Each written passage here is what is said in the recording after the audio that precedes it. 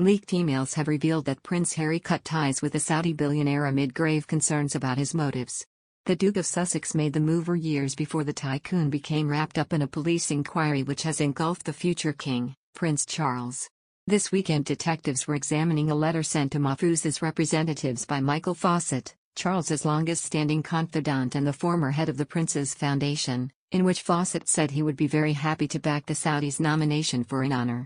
Officers could also call in Clive Alderton, Charles' private secretary, to understand whether the Prince or Clarence House knew of these dealings between Fawcett and Mahfouz. The Duke of Sussex was 30 when he expressed major concerns about Mahfouz and distanced himself just 2 years before his father awarded the tycoon with a CBE at a private ceremony in Buckingham Palace.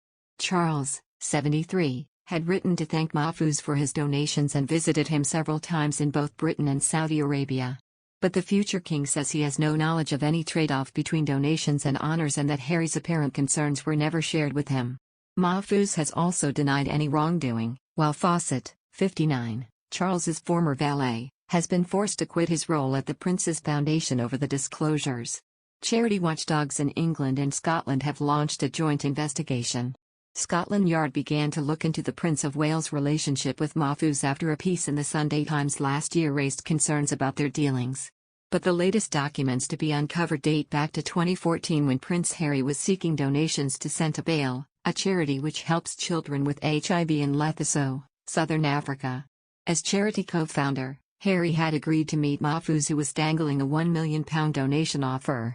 The donation was even drawn up in the draft charity accounts until Mahfouz suddenly announced a new precondition of the offer. Mahfouz's representative told Mark Dyer, a Sentebale trustee and former royal equerry known as Harry's second dad, that he wanted Harry to fly to the Saudis' home and meet his family before the funds were transferred. On May 31, 2014, Dyer, 54, sent the representative an email expressing his concern. "Are we really saying that if Prince Harry, commits to a trip to Saudi, Sentebale will receive the donation? If that is the case, I need to now brief the board, as the accounts have all been revised and signed off on the back of receiving £1 million donation.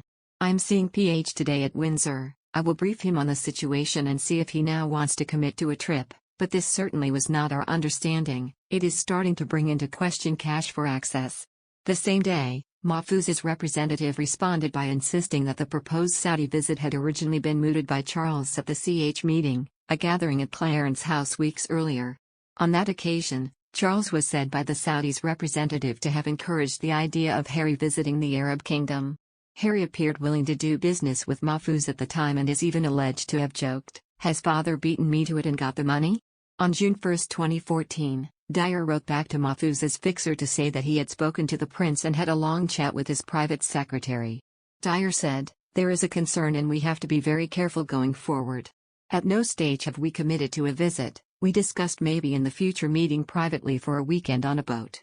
The Prince of Wales, obviously mentioned it in passing conversation. That does not mean PH comes next week. He is keen for his son to see that part of the world, but not next week. What has now happened is a promise of a £1 million donation, but it now comes with a commitment to a visit. That was not my understanding. I then discussed with PH, and quite rightly he has a major concern that we are losing touch with what all this is about. It's not about Mahfouz meeting PH and introducing him to his friends and Mahfouz's advisor, having as many photos as possible of PH on his desk. It's about the children of Lesotho and Sentebale making a difference to their lives.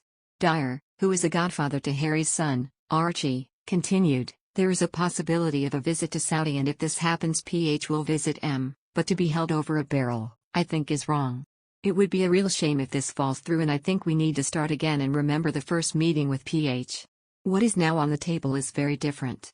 Mahfouz continued to engage with Harry and gave at least £50,000 to Sentebale. But neither the £1 million donation nor the visit to Saudi Arabia became a reality.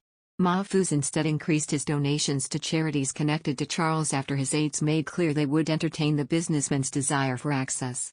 Prince Charles has already spoken of his willingness to cooperate with the police. A Clarence House spokesman said, "The Prince of Wales had no knowledge of the alleged offer of honours on the basis of donation to his charities." Palace sources said Charles did not encourage Harry to visit Saudi Arabia. A spokeswoman for Harry declined to comment. Another news, Public support for Prince Andrew is collapsing so fast that he could ultimately be forced to flee Britain and live in permanent self-imposed exile, his biographer warned yesterday. Just days after it was announced that the Duke of York reached an out-of-court settlement in his U.S. civil case brought by Virginia Giuffre, author Nigel Cawthorne believes Andrew may be doomed to spend the rest of his days on foreign soil as a lonely outcast from his family and homeland. Mr. Cawthorne said the royal's plummeting popularity in the UK could mean he may face little option other than to seek refuge in a foreign country rather than live like a pariah among people who dislike him now and may come to despise him.